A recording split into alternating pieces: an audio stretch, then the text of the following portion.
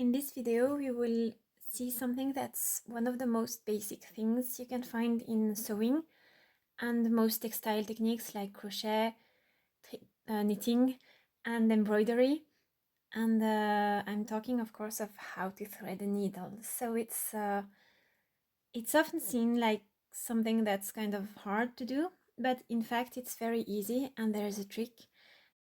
And you don't need any extra accessories or some things to do it. It's very simple with just the needle, just the yarn, and the right way to do it.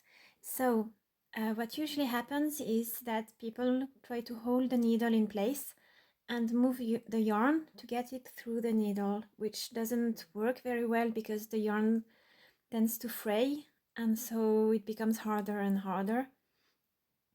And so the trick is to do the exact opposite. So you hold the yarn in place and you move the needle. So to do that, we twist the yarn and hold it in place very tightly between the forefinger and the thumb. Cut away all the tiny fibers that started to fray. And then with the needle, holding the yarn tightly with your fingers, you kind of slip the needle between your fingers and catch the yarn. So in this case it was very easy because the needle is very big and the yarn isn't that thick. So we'll try again with a needle that's a bit smaller. So if your yarn started to fray, just cut the end so it's very neat. And here you can see the needle is about the size of the yarn, so it should be trickier. And same way, just twist the yarn, hold it in place, spot the place where the yarn is and slip the needle between the fingers. And the moment you see that it starts to catch the yarn, use your nail to like catch the end and pull on it so you can get the yarn neatly through the needle. And now, just for fun, let's try with a needle that's even smaller. So that's not so useful because the needle is really way too small, so you won't need to thread needles like so small with yarn so thick. But let's try it anyways to try the technique and see if it works even with like more extreme cases.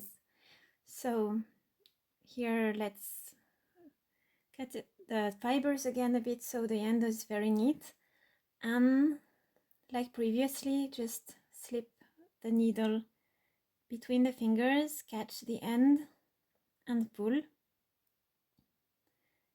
And here you can see the yarn is really too thick for the needle, so it gets stuck inside.